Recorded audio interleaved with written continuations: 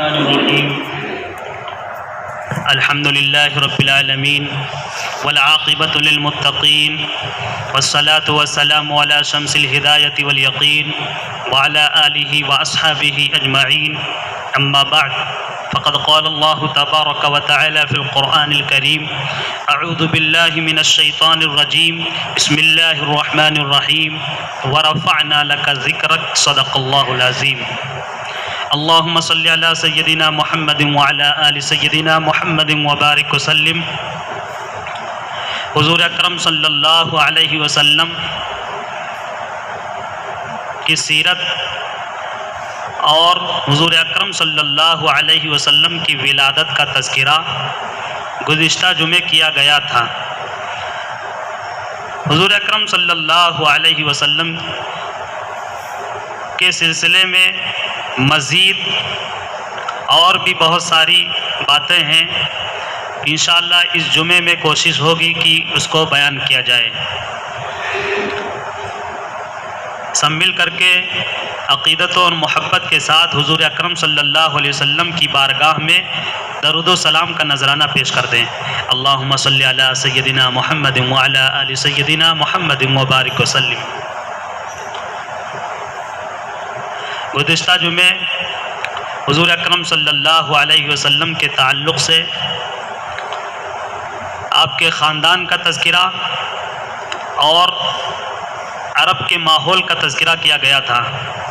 چونکہ وقت بہت کم رہتا ہے، اس وجہ سے بہت ہی مختصر انداز میں حضور اکرم صلی اللہ علیہ وسلم کی حالات، ولادت کے واقعات بیان کرنے کی کوشش کروں گا، اور کوشش ہوگی کہ انشاءاللہ 40 سال کی عمر تک کی بڑے احوال، بڑے واقعات آپ کے سامنے آ جائیں۔ حضور اکرم صلی اللہ علیہ وسلم کی جس وقت ولادت ہوئی، اس سے پہلے کا جو نقشہ تھا دنیا کا، اور خاص کر کے حجاز کا یعنی عرب کا جو ماحول تھا، بہت ہی خطرناک اور بہت ہی بھیانک ماحول تھا۔ جاہلیت کا دور تھا، ہر طرف گناہ کا دورہ تھا، مجرمین ہر طرف گھوم رہے تھے، جرم پنپ رہا تھا، اور اتنا سنگین ماحول تھا کہ کوئی ایسی برائی، کوئی ایسا گناہ نہیں تھا جو اس وقت نہ کیا جا رہا ہو۔ شراب پانی کی طرح پیا جاتا تھا، بلاత్కాر اور زناکاری کھلے عام کی جاتی تھی، عورتوں کو ستایا جاتا تھا، بچیاں پیدا ہوتی تھی تو باپ بے رحمی کا ثبوت دیتے ہوئے اپنے زندہ بچی کو لے جا کر کے اپنے ہی ہاتھ سے گڑھا کھود کر کے دفن کراتا تھا، جس کا تذکرہ قرآن میں بھی ہے۔ وَإِذَا الْمَوْءُودَةُ سُئِلَتْ، جب مردار، جب زندہ دفن کی ہوئی لڑکیوں سے، بچیوں سے پوچھا جائے گا، اس کا تذکرہ قرآن میں ہے۔ کتنا بھیانک ماحول تھا کہ ایک معصوم بچی ہوتی ہے، معصوم بچوں سے پیار ہوتا ہے، وہ بھی اپنی بچی ہو یا اپنی اولاد ہو، ایک باپ اتنا بے رحم ہو جاتا تھا کہ اس کو لے جا کر کے خود ہی اس کو مار ڈالتا تھا۔ اپنے لیے شرم اور عار محسوس کرتا تھا کہ ہمارے گھر میں کوئی بچی پلے، پرورش پائے۔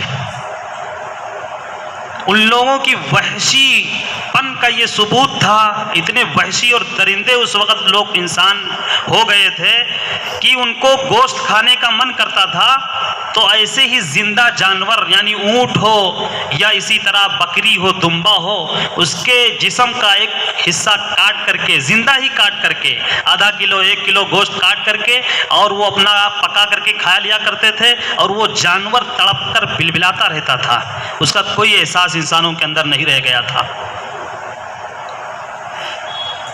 ایک اللہ کو بھول کر کے ان کے عبادت اور پرستش کا یہ ماحول ہو گیا تھا کہ ایک خدا کو چھوڑ کر کے 32 کروڑ کو خدا وہ بنا بیٹھے تھے، اللہ بنا رکھے تھے، عبادت کیا کرتے تھے۔ اگر پتی مر جاتا تھا تو اس کی پتنی کو اس کے چتا کے ساتھ، ہندوستان کا یہ ماحول تھا کہ اس کو جلا دیا جاتا تھا، اور کہا جاتا تھا کہ اس کی پتنی بہت ہی منحوس تھی، اس کا پتی کا انتقال ہو گیا اس کی دنیا میں، اس کو بھی جلنا پڑتا تھا۔ عورتوں کو منحوس سمجھا جاتا تھا، ہر طرف سے عورتیں چیخیں مار رہی تھیں، سیسکیاں لے رہی تھیں، ان کو اتنا ستایا جاتا تھا۔ اگر باپ کا انتقال ہو جائے، بچے چھوٹے چھوٹے معصوم ہوتے تھے، تو ان معصوم بچے اور بچیوں کو لوگ اپنے گھروں میں رکھ لیتے تھے، بطور نوکر اور خادم بنا لیا کرتے تھے، اور ان کی جو پراپرٹی اور زمین اور جائیداد وہ سب اس پر قبضہ ہو جاتا تھا ان کے دوسرے گھر والوں کا۔ یہ ماحول بھیانک ماحول تھا۔ حضور اکرم صلی اللہ علیہ وسلم کی دنیا میں آنے سے پہلے اللہ تبارک و تعالیٰ کو اپنے بندوں پر رحم آیا، اور اللہ نے احسان فرمایا بندوں پر کہ اپنے محبوب نبی کو اس دنیا کے اندر جلوہ گر فرمایا۔ چنانچہ 550 سال کا عرصہ حضرت عیسیٰ علیہ السلام کے دنیا سے جانے کا ہو چکا تھا۔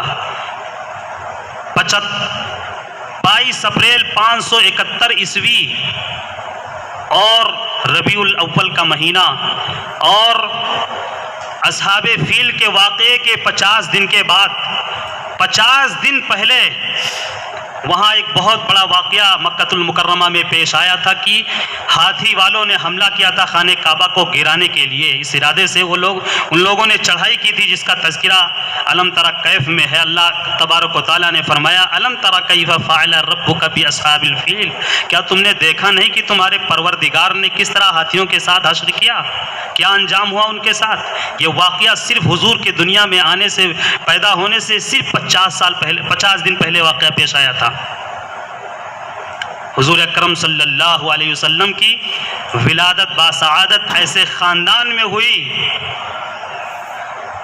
اور ایسے وقت ہوئی کہ وہ رات گزر رہی تھی، دن آ رہا تھا، یعنی وہی صبح صادق کا جو وقت ہوتا ہے کہ رات ختم ہونے والی ہوتی ہے اور دن کا آغاز ہوتا ہے، ایسے ہی سہانے وقت میں صبح سویرے سویرے حضور اکرم صلی اللہ علیہ وسلم کی ولادت باسعادت ہوئی۔ اس خاندان میں جو خاندان پورے اس قبائل میں، جو عرب کے قبیلے تھے، ان سارے قبائل میں سب سے معزز خاندان تھا، سب سے معتبر اور مستند اور باعزت خاندان تھا، بڑا خاندان تھا، جس کو قریش خاندان کہا جاتا ہے۔ اس خاندان قریش میں حضور اکرم صلی اللہ علیہ وسلم کی ولادت باسعادت ہوئی۔ باپ کا پہلے ہی انتقال ہو چکا تھا۔ جس وقت حضور اکرم صلی اللہ علیہ وسلم کی ولادت ہوتی ہے تو ایک اتنا انقلاب آ جاتا ہے پوری دنیا میں، اور عجیب و غریب احوال پیش آتے ہیں کہ لوگ دیکھ کر کے حیرت کرتے ہیں، یہ کیا ہو رہا ہے؟ اچانک یہ سب ماحول بدلا ہوا محسوس ہو رہا ہے۔ بہت ہی عجیب و غریب واقعات پیش آتے ہیں۔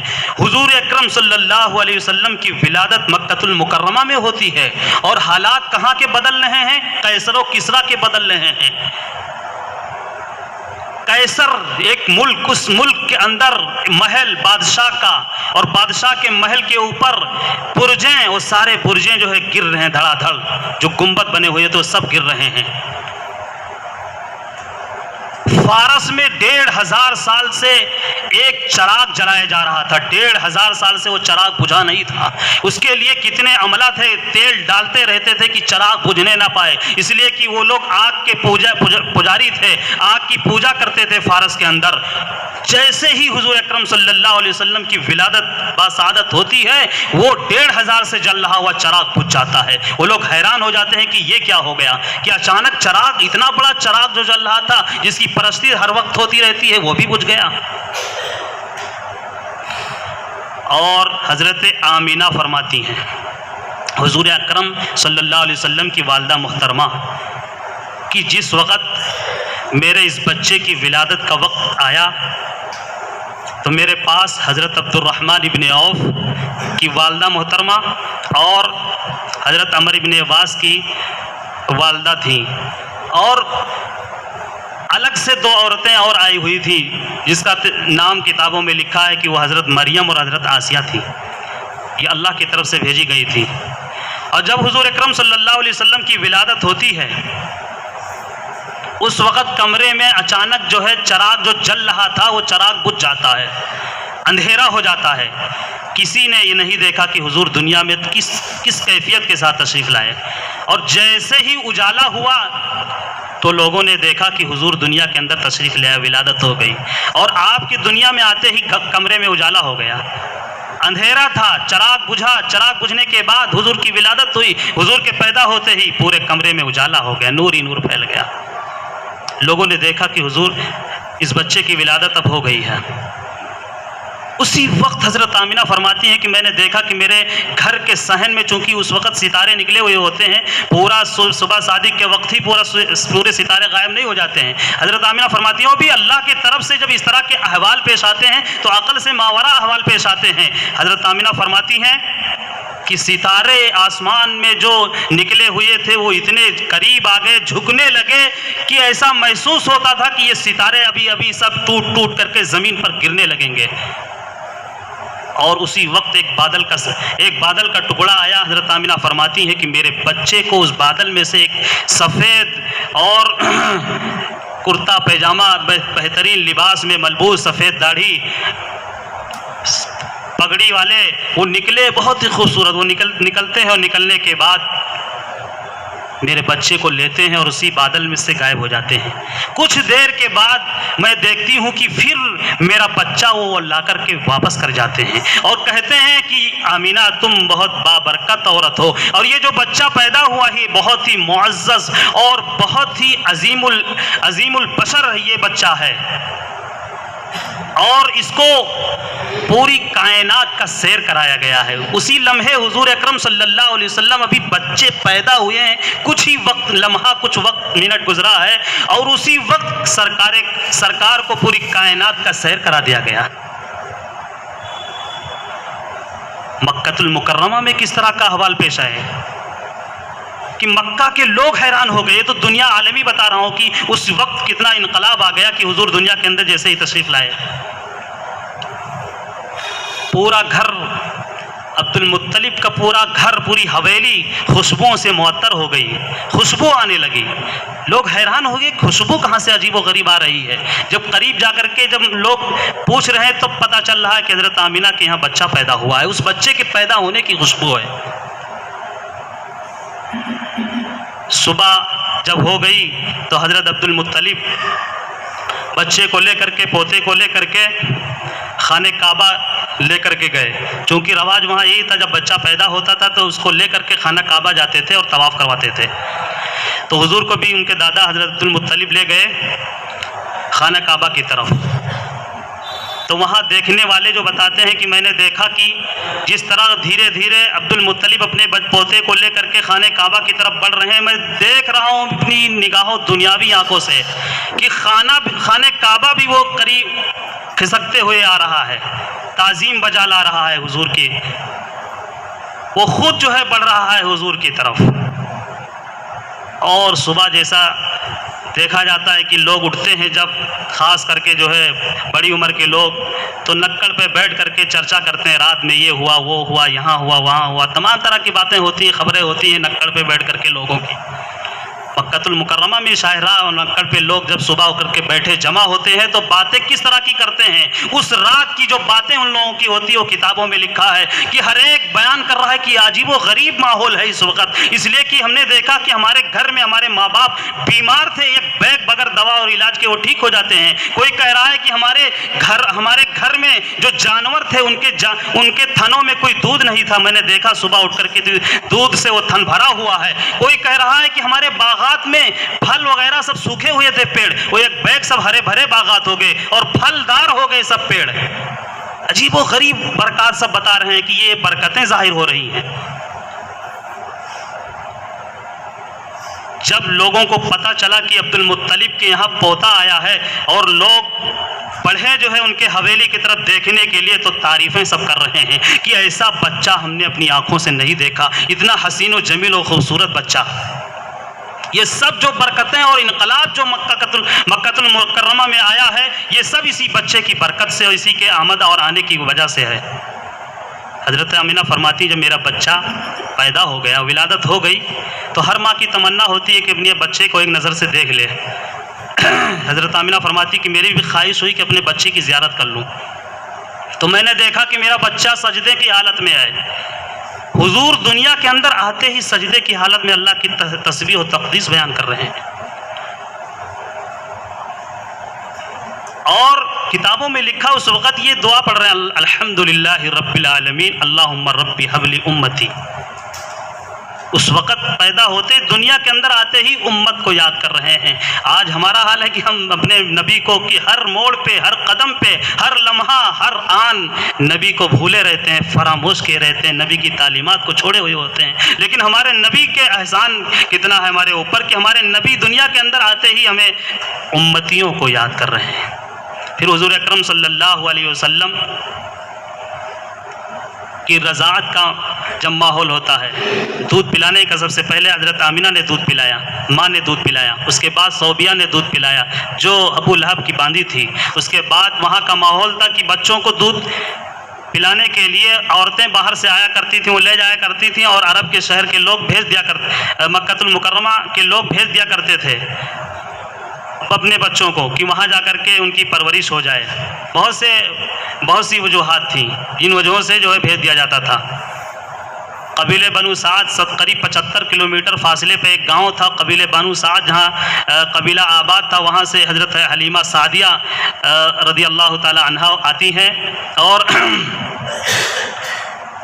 حضور اکرم صلی اللہ علیہ وسلم کے گھر میں یعنی عبد المطلب کی حویلی کے پاس آتی ہیں. اس سے پہلے بھی بہت ساری عورتیں آئی تھیں، کیونکہ بہت ڈیٹیل بتائیں گے وقت نہیں بچے گا، اور مختصر میں سوچ رہا ہوں، کوشش کر رہا ہوں کہ 40 سال تک کی عمر کے حالات بتا دوں آپ کے سامنے. قسمت چمکنی تھی حضرت حلیمہ سعدیہ کی. حضرت حلیمہ سعدیہ حضور کے پاس یعنی عبد المطلب کے گھر کے پاس دروازہ کھٹکھڑاتی ہیں، پہنچ کر کے حضرت آمینہ کھولتی ہیں، پوچھتی ہیں کس لیے آئی؟ وہ کہتی ہیں بچہ لینے کے لیے. حضرت آمینہ کہتی ہیں کہ تمہیں کچھ نہیں ملنے والا ہے یہاں، اس لیے کہ اس کے باپ نہیں، یہ یتیم بچہ ہے. کہتی ہے مجھے دکھاؤ، میں بس چرچا سن چکی ہوں، پورے مکہ پورے شہر میں انہی کا چرچا ہو رہا ہے، مجھے دکھاؤ تو.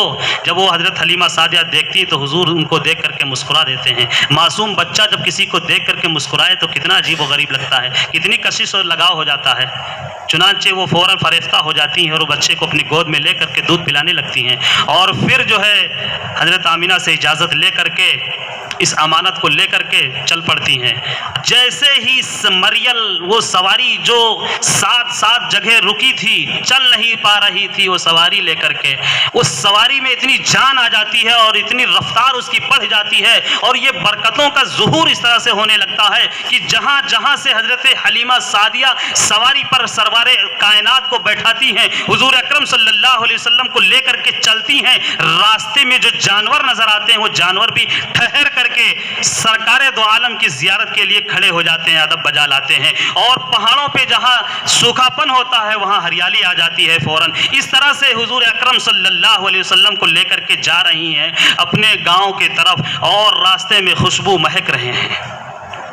جب وہاں پہنچتی ہیں تو وہاں پورا قبیلہ بنو سعد پورا مہک اٹھتا ہے خوشبوؤں سے اور اتنی برکتیں وہاں ظاہر ہوتی ہیں. وہاں اس وقت وبائی بیماری تھی، وہ وبائی بیماری کا خاتمہ ہو جاتا ہے. سوکھا تھا، سوکھا ختم ہو جاتا ہے، جھم جھم بارش ہونے لگ جاتی ہے. سب لوگ وہاں کے لوگ کہنے لگتے ہیں کہ یہ عبد المطلب کے پوتے کے آنے کی برکت ہے، یعنی حضور کے اس قبیلے میں پہنچنے کی برکت ہے. اور اتنے برکتوں کا ظہور اس گاؤں میں ہوتا ہے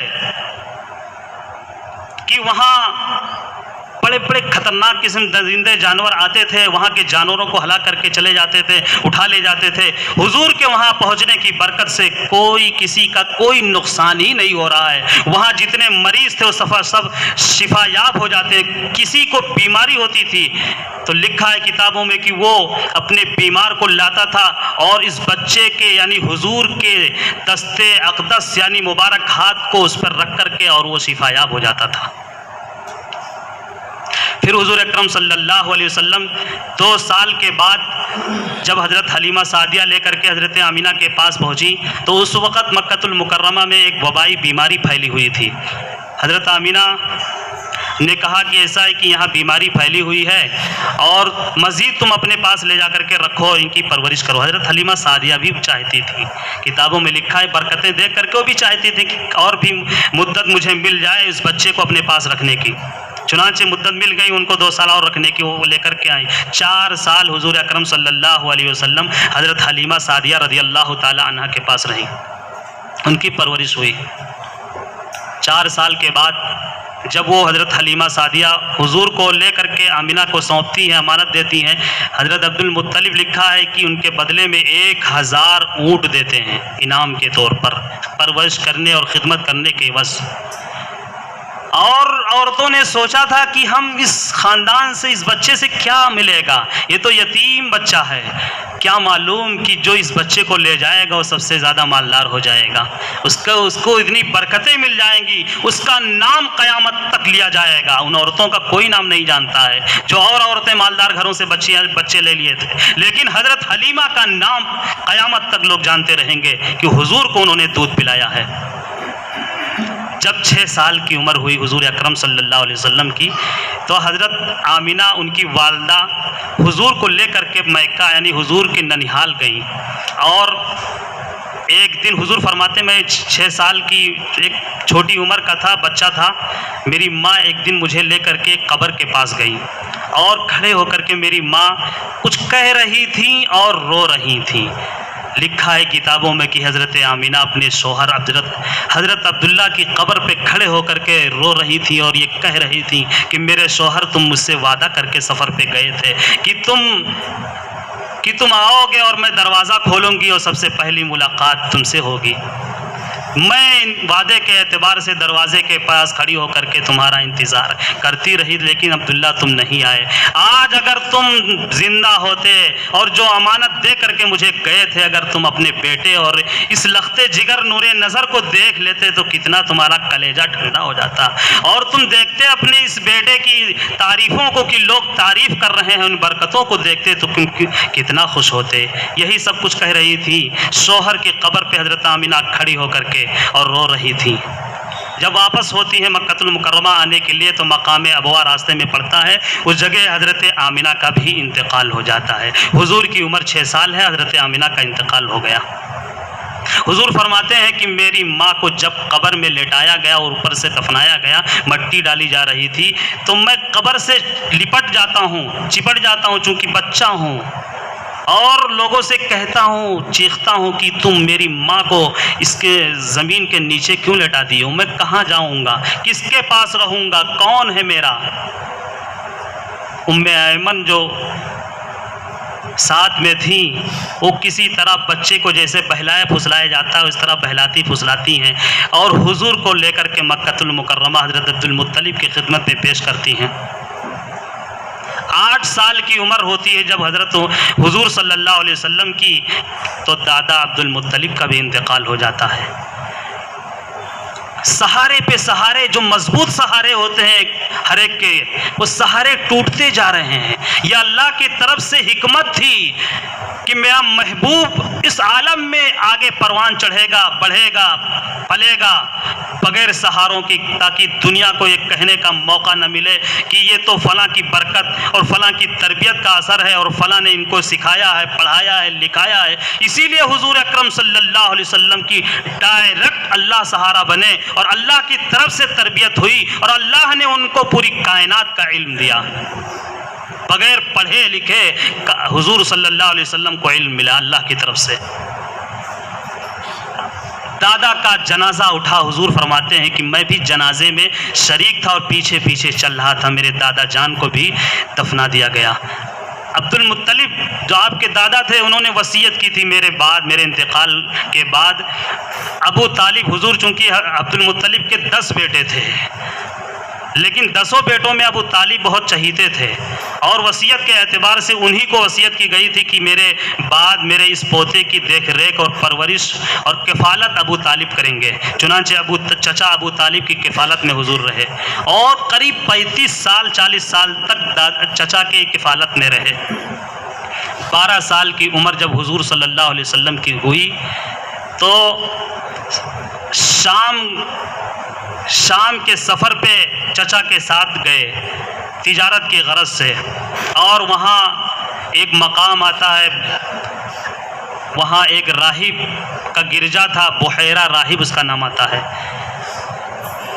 اس نے دیکھ لیا کہ یہ تو جو ابو طالب کے ساتھ جو بچہ ہے 12 سال کا لڑکا ہے وہ جہاں جہاں چل رہا ہے تو اس کے نیچے جو ہے بادل کا سایہ ہے، اور جس پیڑ کے قریب وہ لڑکا پہنچ رہا ہے وہ پیڑ جھک جا رہا ہے، اور جہاں پتھر اور جو چٹان ہے جس طرف سے اس راستے سے وہ گزر رہا ہے تو وہاں سے سلام علیک یا رسول اللہ کی صدائیں آ رہی ہیں، سلامتی کی دعائیں آ رہی ہیں۔ اور یہ برکتیں جب بحیرہ راہب نے، چونکہ وہ آسمانی کتابوں کا پڑھا لکھا ہوا تھا، وہ سمجھ لیا کہ یہ ضرور انتم نبی ہیں، آخری نبی یہی ہیں، آگے چل کر کے نبوت کا اعلان کرنے والے ہیں۔ اس نے کہا ابو طالب سے کہ یہ اپنے بھتیجے کو آگے نہ لے جائیے، اس لیے کہ آگے لے جائیں گے تو ان کے لیے خطرہ ہو سکتا ہے، یہودی لوگ ان کو قتل کر سکتے ہیں، میری بات مانیے، یہ بہت عظیم شخص ہیں، ان کو یہیں سے واپس لے کر چلے جائیے۔ چنانچہ ابو طالب ان کو وہیں اپنا سامان پیش ہوش کر کے وہیں سے